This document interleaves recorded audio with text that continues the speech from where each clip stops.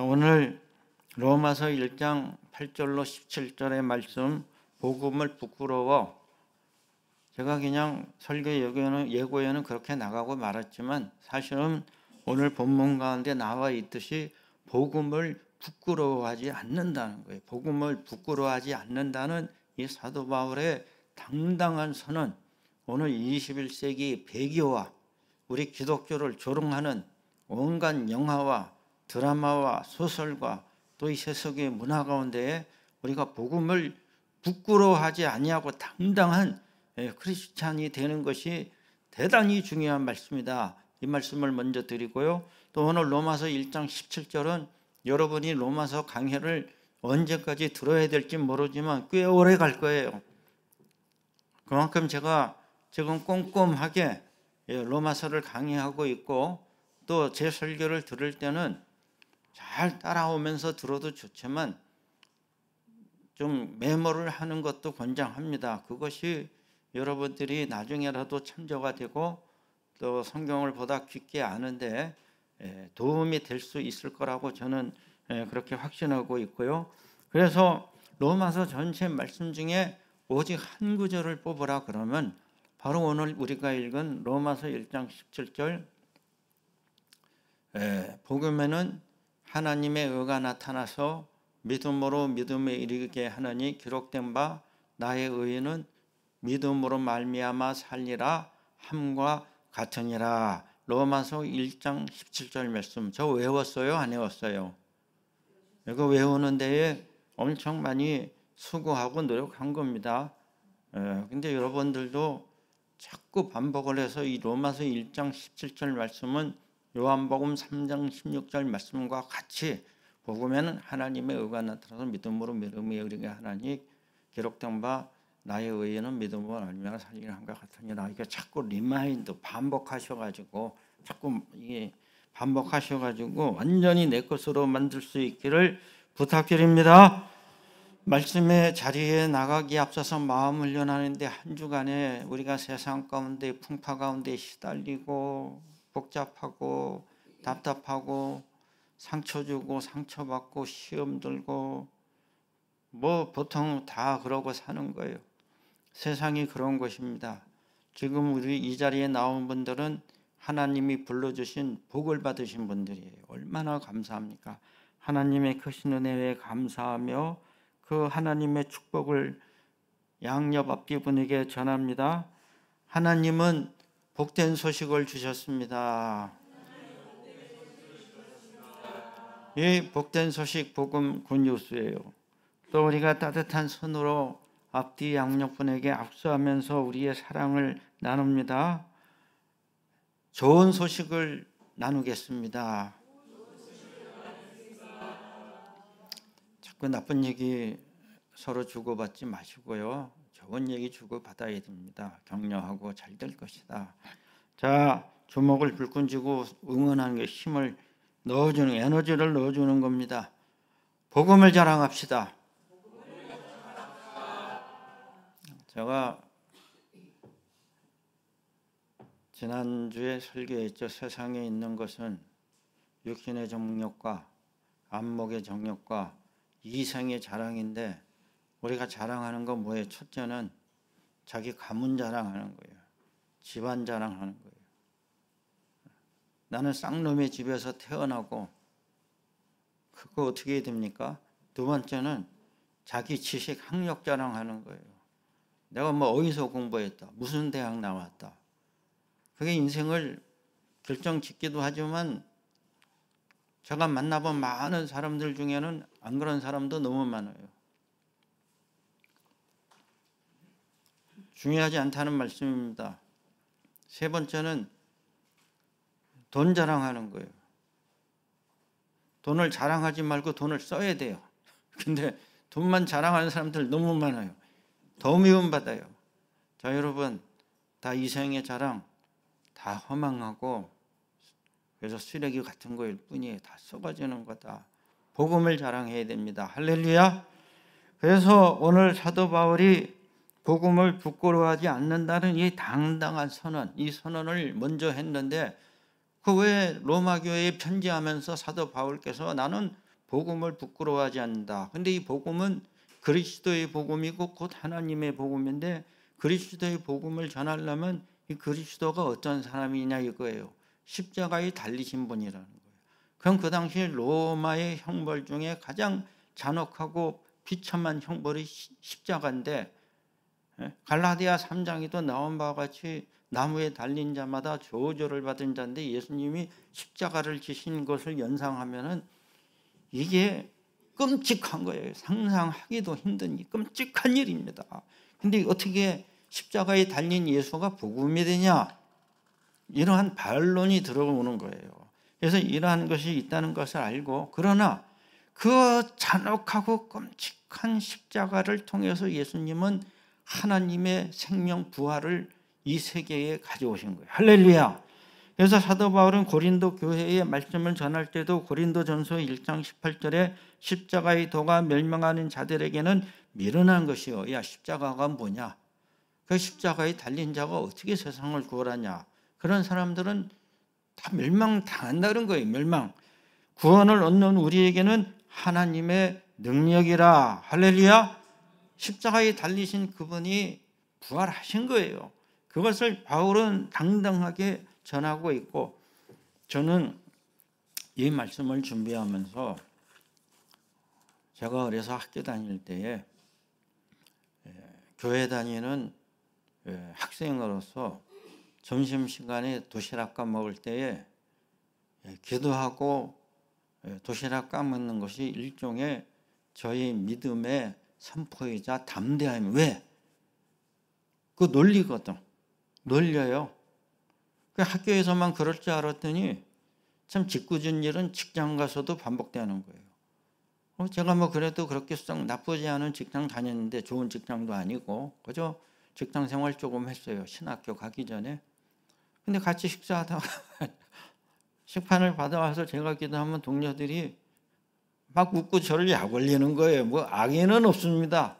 짓궂은 동료는 어느 날 특식으로 나온 닭간장 설탕조림을 가져가요. 닭간장 설탕조림 지금도 이름 많이 잊어먹어요. 그거 한 두세 개 이렇게 주는 거를 장난이죠. 근데 그게 부끄러워서 식사 기도를 생략해? 상상이 안 되는 겁니다. 목에 칼이 들어가고 밥을 굶어도 내가 그렇게 예수를 잘 믿지 못해도 어디 가서나 하나님께 감사하고 밥은 먹겠다. 이게 저희 신앙의 고백이었어요. 할렐루야. 그래서 저는 제가 좀 여러분께 좀 거시기한 말로, 사투리 써서 미안합니다. 거시기한 말로 식사기도 하는 것 보면 그 사람의 믿음과 영성을 알 수 있다고 하는 말이 장난이 아니에요. 농담이 아니에요. 식사기도 하는 거 보면 압니다. 그냥 습관으로 하는지 형식으로 하는지. 근데 얼마나 감사한 일인지 몰라요. 하나님께 감사하고 밥을 먹을 수 있다는 게 앞에 뭐가 있냐가 중요하지 않습니다. 앞에 반찬이 몇 가지인 거 어떨 땐 화나죠. 반찬이 너무 없으면 솔직히. 그러나 내가 건강하고 이빨이 성해서, 이빨이 이게 사투리입니다. 비표준어예요. 이가 성해서 먹을 수 있으면 감사한 거예요. 그렇지 않아요? 소화 잘 시키고 숟가락 안 넣고 먹으니 감사합니다, 주님. 아무튼 그래서 제가 그저 여러분 읽어보세요. 도시락 믿음, 부끄러워하지 않은 한 목사의 편지 꼭 가져가셔서 한번 읽어보시고 전도용으로도 써주시면 좋고요. 복음을 부끄러워하지 아니한다. 복음은 누구에게나, 한국인이나 일본인이나 미국인이나 중국인이나 모두에게 구원을 주시는 하나님의 능력이시다. 할렐루야. 아무도 우리를 구해줄 사람이 없어요. 재민이 목사님 잘 보고 있어서 좋다. 아무도 우리를 가난이나 무지나 무식한 거나 아무도 우리를 열악한 환경에서 구해줄 사람, 아무도, 사람은 구원 못한다는 거예요. 이 목사도 여러분 못 구해줍니다. 제가 어떻게 감히 여러분을 구한다고 하면 조금 도와줄 수 있어요. 조금. 그것뿐이에요. 제 능력. 제게 맡겨진 주님의 직분을 따라 그래서 조금 여러분 도와드릴 수 있는, 제가 뭐라고 여러분을 크게 도와줘요? 크게도 못 도와줘요. 그러나 우리 주님은, 십자가를 지신 주님은 부활하시고 우리를 죄와 저주와 사망의 권세에서 우리를 구원해 주시는 것입니다. 그래서 그 당시에 유대인이나 헬라인, 지금의 그리스입니다, 로마인 모두에게 구원을 주시는 하나님의 능력이 복음이다. 복음이 뭐냐? 구원을 주시는 하나님의 능력이다. 그 구원을 주시는 하나님의 능력인데, 그러면 이 구원을 주시는 하나님의 능력은 복음 가운데 나타난 무엇이냐? 하나님의 의라는 거예요. 제가 로마서 강해를 마칠 때까지 반복하겠지만 로마서의 주제를 하나로 말하면 그것이 하나님의 의라는 거예요. 하나님의 하나의 표현으로, 그러니까 하나님의 의가 로마서에 나타나는 거예요. 이게 중요한 얘기인데 계속 듣다 보면 이해도 될 수 있을 것입니다. 하나님의 의가 나타나는데, 첫째는 하나님의 의는 구원을 주시는 그의 능력이다. 하나님의 의로우심은 구원을 주시는 능력이 하나님이 의롭다고. 자, 여러분, 하나님이 우리한테 야, 내가 의롭다, 너희는 잘못됐다, 그거 어쩌라는 거예요? 그 잘못됐다면 심한 말로 나가 죽으라는 거예요. 이왕 버린 몸, 여러분, 이왕 더러워졌는데, 이왕 타락했는데 나는 살아갈 희망이 없어, 자포자기하고 절망하는 수밖에 없어. 다른 방법이 있습니까? 이왕 버린 몸 어떻게 하라는 거예요? 하나님이 나는 의로운데 너희는 죄인이다 그러는 분이 아닌 거예요. 하나님의 의는 우리를 구원시키려고 나타나는 능력이라는 거예요. 이거를 우리가 잘 이해해야지 잘못되면은 이분법적으로 생각하는 거예요. 그래서 하나님의 의는 하나님의 창조 사역 속에 나타났는데요, 저는 자연과 가까이 하려고 애를 쓰고 노력을 해도 몸도 시원찮고 다소 부족하지만, 어제는 우리 하민식 집사하고 교회 정원 정리하고 텃밭 정리할 때에 몸은 힘들어도 마음은 기뻤어요. 고추도 마지막 따고. 자연을 가까이 하면은 치유가 나타납니다. 정말이에요. 왜? 하나님의 창조 속에는 하나님의 질서와 하나님의 아름다움과 또 거기에는 하나님의 자유함이 창조 속에 나타나요. 우리 인간이 잘못된 거지, 우주에는 하나님의 창조 질서와 아름다움과 하나님의 자유로우심이 나타나 있어서 창조 사역에 하나님의 의가 드러나 있고, 또 하나님은 지속적으로 잘못된 우리 인간을 구속하시려고 이 구속 사업을 지속하는 가운데 하나님의 의, 그의 신실성이 있는 거예요. 하나님의 의는 그 하나님이 성실하심으로 우리에게 관심을 가지고 다가오심에 있다는 거예요. 내가 의로우니까 나하고 너희하고는 간극이 있고 아무 관계가 없다. 그러면 그 의는 어디다 써먹겠어요? 집에서 비유를 하면 어머니가 의로워요. 자식은 잘못됐어요. 무슨 관계가 있습니까? 어머니가 의로우면 자식을 바르게 만드는 능력으로 나타나야죠. 눈물로 기도하고 때로는 호차리도 들고. 맞습니까? 틀립니까? 그것이 어머니의 의지. 나는 깨끗하게 사는데 너희는 더럽다.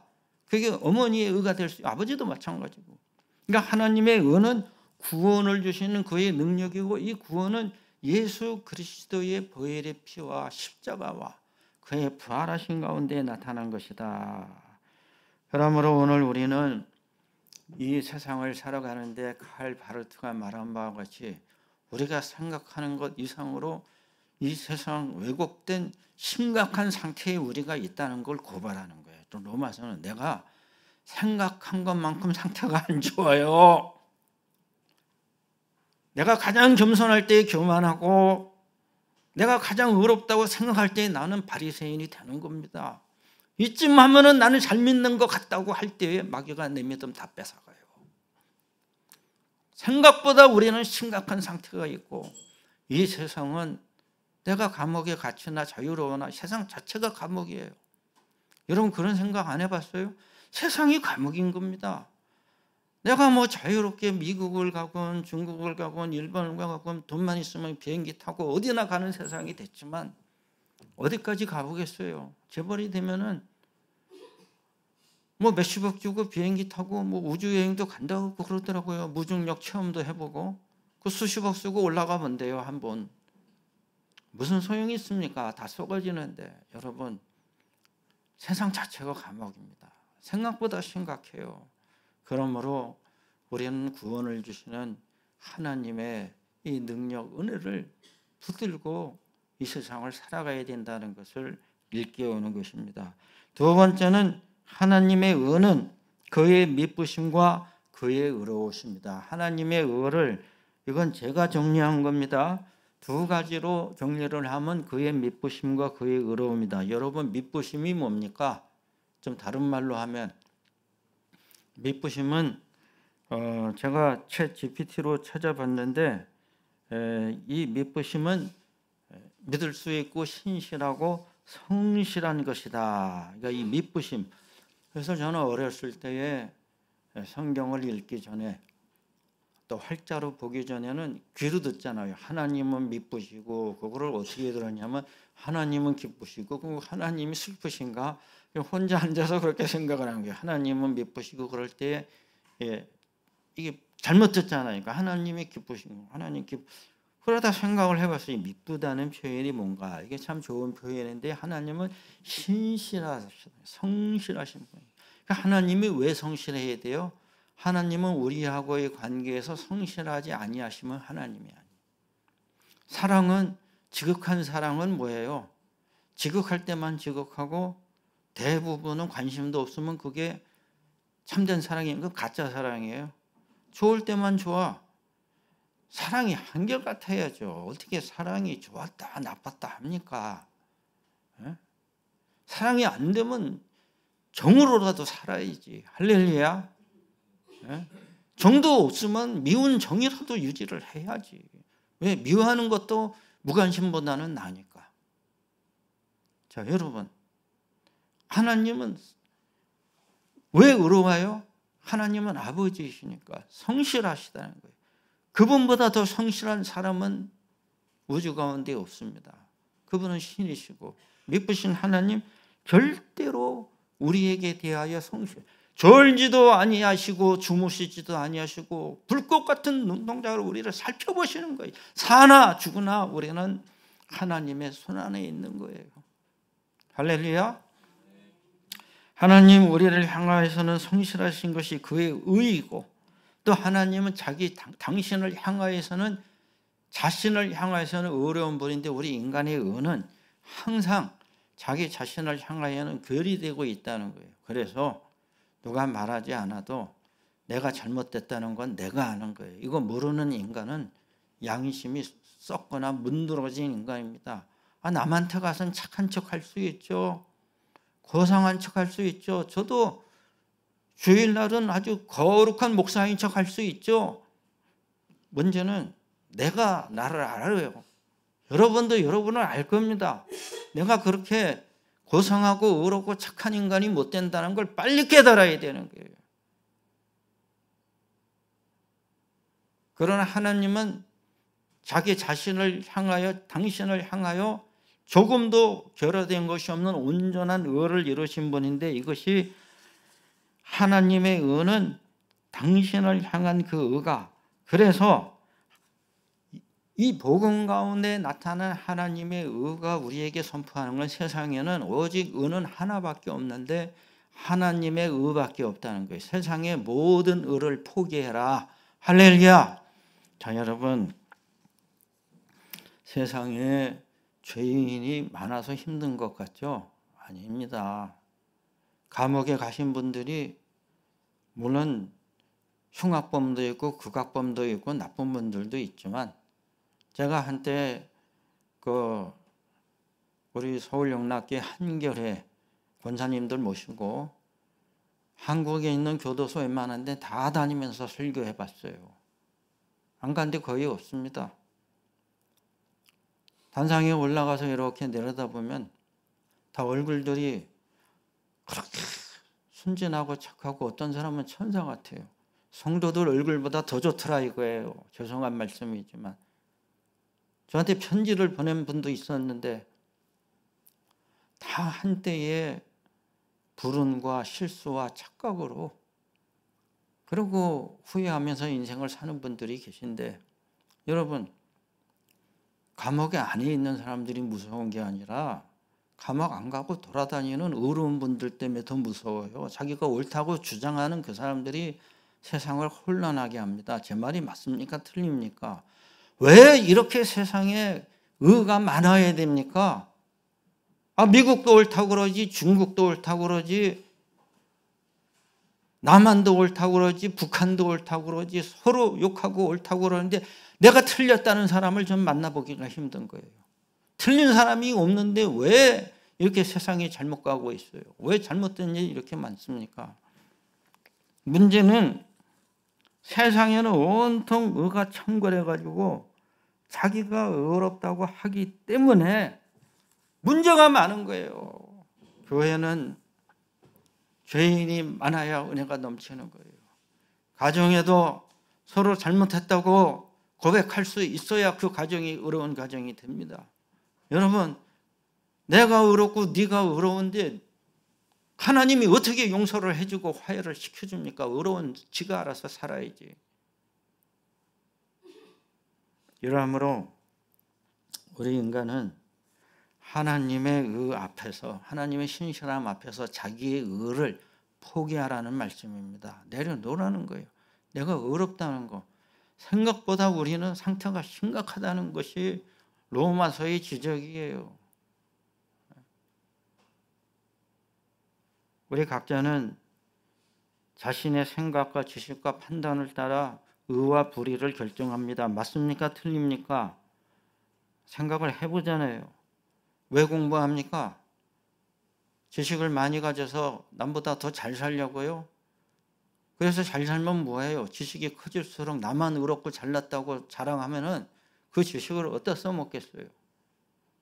아무 도움이 안 되는 거예요. 판단 잘해야죠. 근데 항상 남을 판단하고 자기는 판단 안 합니다. 칼 바르트가 다시 말한 바와 같이 우리 인간의 심각한 타락 혹은 왜곡은 자기 의에서 결정되는 거예요. 내 죄를 고백하는 게 아니라 자기 의를 주장하는. 제가 이 설교를 준비하면서 어떤 생각이 났는데, 행복한 가정은 모두 비슷하지만 불행한 가정은 저마다 다른 이유로 불행하다. 행복한 가정은 모두 비슷하지만 불행한 가정은 저마다 다른 이유로 불행하다. 제가 언젠가 이 글을 듣고 그렇지, 행복한 가정은 표정이 다 비슷해요. 행복한 가정은 좋은 집에 살든 나쁜 집에 살든, 그 집에 돈이 많든 적든, 그 집에 끼니가 많든 적든 행복한 가정은 표정이 다 비슷해요. 서로 웃고 있는 거예요. 할렐루야. 불행한 가정은 저마다 이유가 다 다른데 이유는 많아요. 우리는 뭐가 없어서, 누가 잘못해서, 누가 꼴보기 싫어서. 불행한 가정은 저마다 이유가 다, 불행한 이유는 수백 가지 수만 가지예요. 우리가 이 땅에서 내가 옳다고 주장하는 이유는 100가지든 1000가지든 10,000가지 될 수 있죠. 그래서 내가 의로워서 세상이 어떻게 해야 됩니까? 변합니까? 오늘 그러므로 로마서에서 가르치는 하나님의 의는 오직 하나님의 신실하심과 그의 의 앞에서 우리가 머리를 숙이고 그의 의를 받아들여야 한다는 것입니다. 그러한 가르침인 거예요. 세 번째로 하나님의 의는 믿음으로 믿음에 이르게 하는 의다. 오늘 결정적으로 17절 말씀, 요절 말씀이에요. 오직 의인은 믿음으로 말미암아 살리라 함과 같으니라. 하나님의 의는 믿음으로 믿음에 이르게 하나니. 근데 이것이 믿음으로 믿음에 이르게 하는 이 하나님의 의가 복음에 나타났는데, 이 복음은 예수 그리스도의 복음을 통해서 주신 거예요. 그러니까 복음이 왜 복된 소식이냐? 하나님의 의가 나타나는데, 하나님의 의는 복음을 통해서 주실 때의 이 복된 소식을 믿음과 함께 주시는 거예요. 그러므로 여러분 잘 들어야 돼요. 하나님의 말씀을 무슨 대학 강단에 철학이나 전자공학이나 저는요 이 부족한 저는 나중에 은퇴하고 시간 나면 중2 수학이라도 한번 다시 해보고 싶은 생각은 간혹 들어요. 다 까먹었으니까. 근데 무슨 큰 도움이 되겠습니까? 다시 공부한다고. 그러나 여러분 복잡한 수학 공식 나오고 물리학이나 전자공학, 이과 공부하시는 분들 저는 그런 거 반면에 여러분이 철학을 공부해 보세요. 개념 정리가 안 됩니다. 근데 복음이 그렇게 어렵습니까? 그렇게 어려우면 어떻게 하겠어요? 교회는 좀 학식이 있고 머리 좋은 사람만 다녀야 돼요. 교회는. 그게 복음입니까? 아닌 거라는 거예요. 복음은 지식을 매개로 하지 않습니다. 복음을 주실 때 하나님이 의로우신 하나님은 믿음을 함께 주시는 거예요. 할렐루야. 그래서 받을 자가 받고 받지 못할 자는 못 받는 건 죄송한 말이지만 못 받는 거예요. 그건 하나님의 은사요 선물이기 때문에 오직 마음을 열고 겸손히 엎드린 자에게 복음이 복음으로 다가오는데 오직 복음은 믿음을 매개로만 해서 우리에게 오셔서 하나님의 믿음이 오는 거예요. 일종으로 하나님이 믿음이 오니까 그 믿음이 나의 믿음을 일깨워주는 거예요. 믿어야겠구나. 이 믿는 도리밖에 없구나.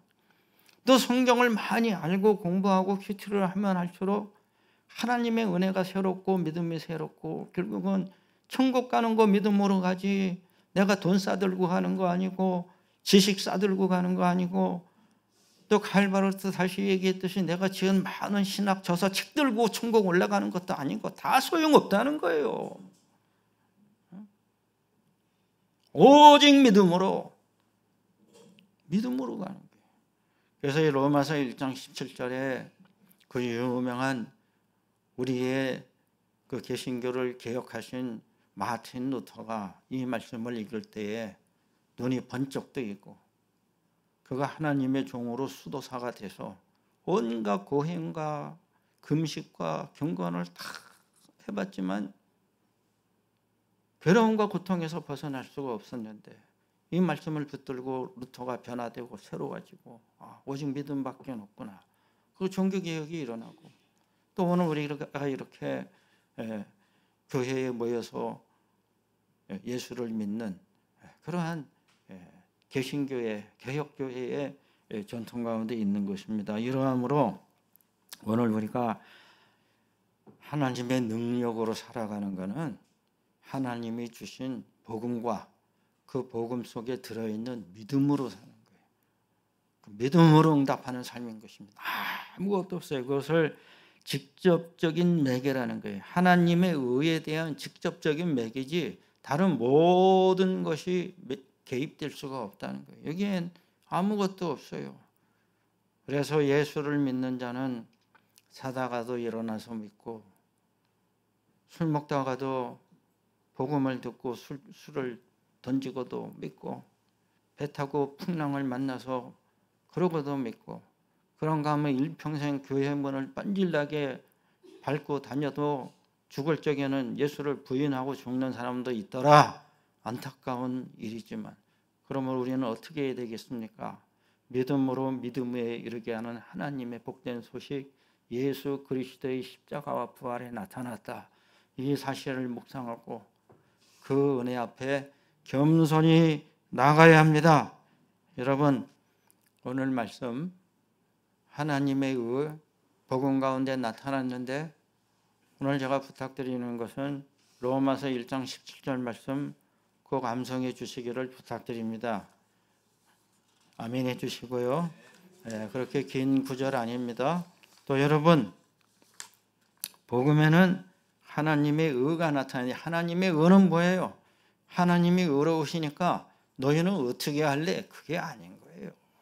그것은 우리를 구원시키기 위한 하나님의 능력이 되는 거예요. 우리를 감화시키고 변화시키고 썩을 우리를 영생에 들어가게 하시고 감옥과 같은 세상에서 나를 탈출시키는 거예요.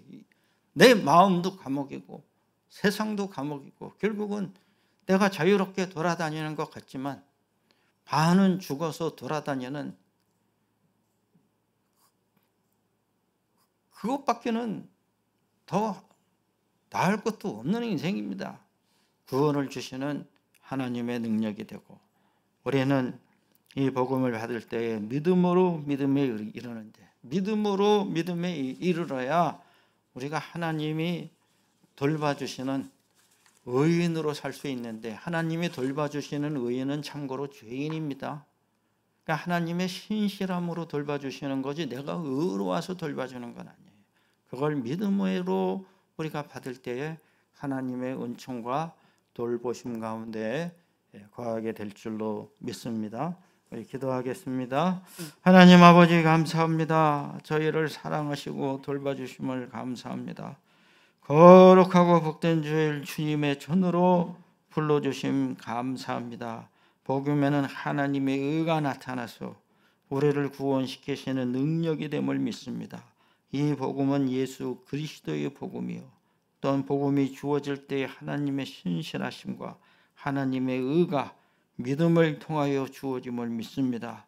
우리는 세상의 능력이나 지식이나 가문이나 어떠한 것으로도 하나님의 믿음을 받을 자격이 없습니다.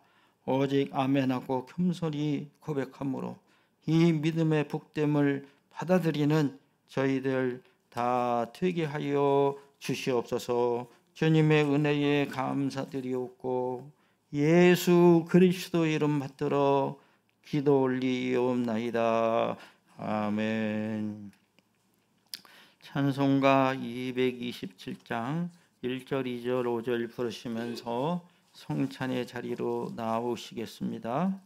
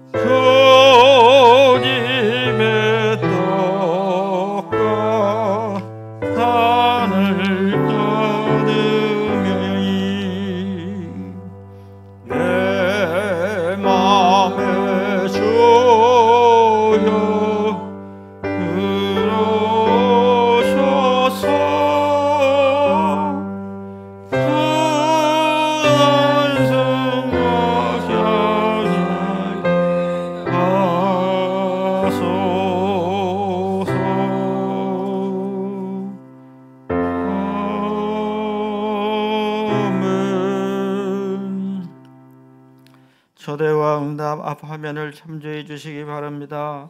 예수님께서는 수고하며 무거운 짐진 이들 모두를 기쁨과 풍요의 식탁으로 초대하십니다.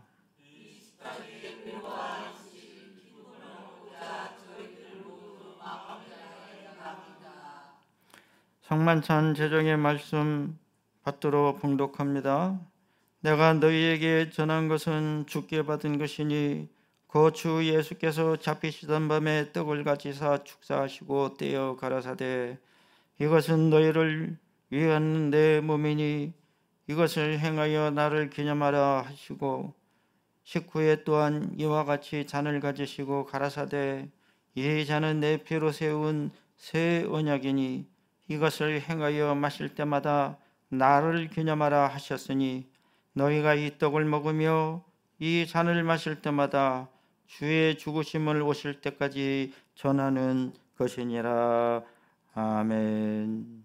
성령 임재의 기도를 드립니다. 지금 이 떡과 포도주 위에 성령이여 오소서. 그리하여 이 떡과 포도주가 그리스도의 몸과 피가 되어 우리 몸과 마음에 감동 감화하시기를 기원합니다. 우리의 마음을 진실과 겸손함으로 변하게 하사 성찬을 합당히 받게 하옵소서. 성령이여 이곳에 임하소서. 아멘. 주 예수 그리스도께서 잡히시던 날 밤 떡을 가지사 축사하시고 떼어주셨습니다. 나도 지금 주의 이름으로 이 떡을 나누고자 합니다. 십자가에 달리신 주님의 몸을 우리가 기억하며 주님의 성찬에 겸손하고 진실한 마음으로 참여하시기를 부탁드립니다. 다 같이 머리 숙여 기도드립니다. 이것은 나의 몸이라 너희를 위하여 준 것이니 너희는 이것을 행하여 나를 기념하라 말씀하셨습니다. 사랑하시는 하나님 아버지, 하나님의 거룩하신 뜻에 의지하여 주의 성찬상을 베풀고 저희가 떡을 함께 나누고자 합니다. 이 떡이 신령한 영생의 떡이 되게 하시고 이 땅을 강건하고 평강하게 살아가는 신령한 떡이 되게 하여 주시옵소서. 예수 그리스도의 이름으로 기도드립니다. 아멘.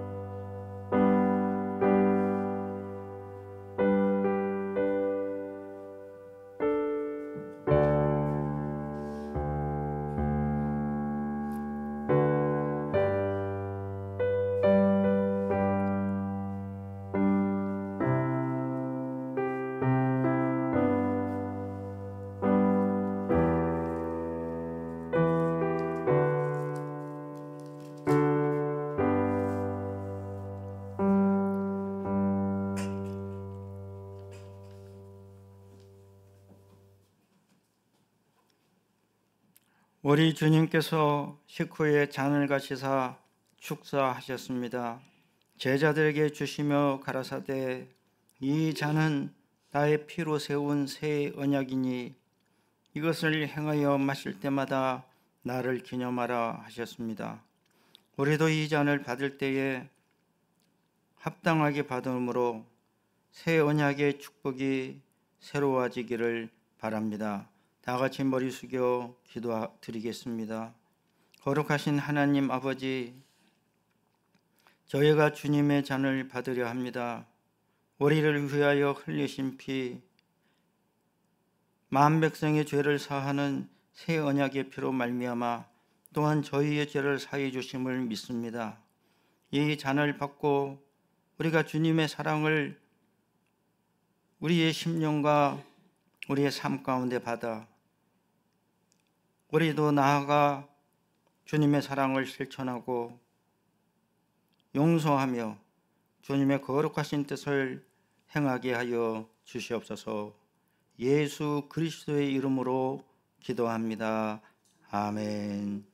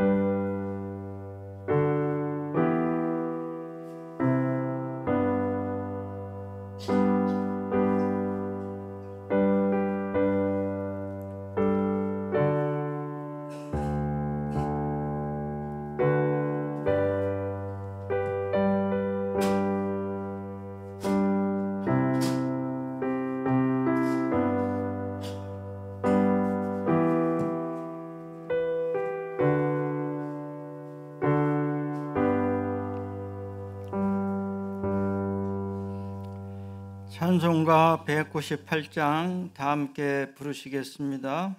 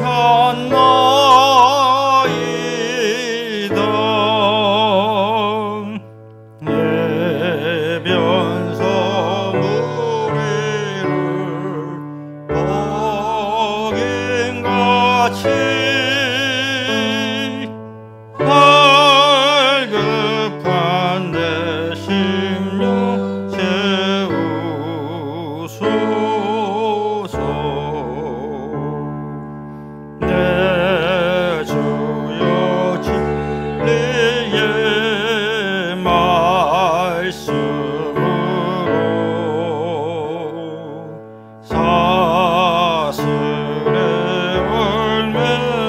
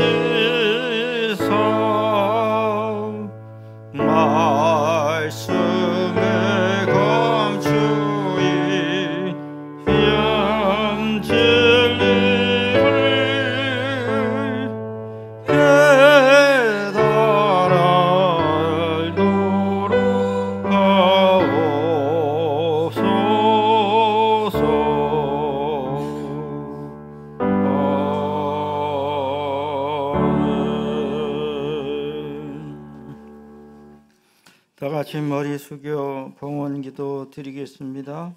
거룩하신 하나님 아버지, 저희를 사랑하시고 돌봐주심에 감사드립니다. 오늘 거룩한 주일 주님 전에 나왔습니다. 또 저희가 나올 때에 저희의 예물을 가지고 나왔습니다. 하늘나라에 상달되는 하늘의 보화가 되게 하여 주시옵소서. 또한 이 땅 가운데 하나님의 나라를 세우고 교회를 세우며 이웃을 돕는 아름다운 성물이 되게 하여 주시옵소서. 11조로 드린 손길에 힘과 능력을 더하시고 또 아름다운 열매를 더하여 주시옵소서. 감사함으로 드린 감사의 예물이 더 큰 감사의 씨앗이 되도록 인도하여 주시옵소서. 주정헌금과 선교와 구제와 건축과 장학의 헌금으로 드립니다. 주님의 거룩한 뜻대로 쓰여지는 귀한 예물이 되게 하여 주시옵소서. 감사드리옵고 예수 그리스도 이름 받들어 기도 올리옵나이다. 아멘. 우리 주님의 은혜와 평강을 기원합니다. 10월은 열매를 나누며 화목을 실천하는 달입니다. 우리 예배 후에 목양실에서 우리 소정 장학위원 잠시 모이겠습니다. 40번째 생태 실천은 채식을 하도록 노력합시다. 지금 어제 오늘 요새 계속 듣는 이야기는 지금 기후에 대한 이야기입니다. 견디기 힘든 더위, 폭염, 사라지는 가을, 이제 앞으로 많은 문제들, 우리가 너무 소비를 많이 해서 생기는 문제인데 우리 믿는 사람들이 앞장서서 건강과 절약을 실천해야 될 줄로 믿습니다. 그리고 오늘도 우리 사랑하는 성도님들이 또 갖가지 귀한 것으로 나눠주셔서 감사하고요. 또 우리 주중에는 우리 소위 우람이 가족, 옛날에 우리 교회가 키웠던 닭이었어요. 그 김 집사님하고 이 집사님 네가 와서 호박하고 밤하고 또 교회에 귀한 것을 기증해 주시고, 오늘 또 우리 김규리 집사님 또 성도들 나누려고 또 가지도 가져오시고 얼마나 귀한 일인지 모릅니다. 감사드리고요. 저는 지난 주간에는 하남경찰서에서 설교를 했고 경목위원으로, 또 이번 화요일 수요일은 또 경목 수련회가 있다고 꼭 가야 된다고 그래서 제가 수련회를 화수 다녀와야 될 것 같습니다. 또 여러분 그렇게 아시기를 부탁드리고요. 또 우리 토요일마다 우리 이 정원 가꾸는 것과 텃밭 얼마나 좋은 모임인지 몰라요. 우리 함께 나눌 수 있는 시간이 될 수 있기를 부탁드립니다. 다른 광고 없으시면 제가 기도하겠습니다. 이제는 우리 주 예수 그리스도의 무한하신 은혜와 하나님 아버지의 극진하신 사랑하심과 성령님께서 감동 감아 내주하시며 우리들 가운데 교통하여 주심이, 복음에 나타난 하나님의 의가 우리를 구원시키는 능력이 됨을 고백하며 그 복음 가운데로 들어가기를 사모하여 머리 숙인 성도들과 사랑하는 가정과 일터와 또한 믿음의 공동체 위에 이제로부터 영원히 함께 계시옵기를 간절히 축원하옵나이다. 아멘.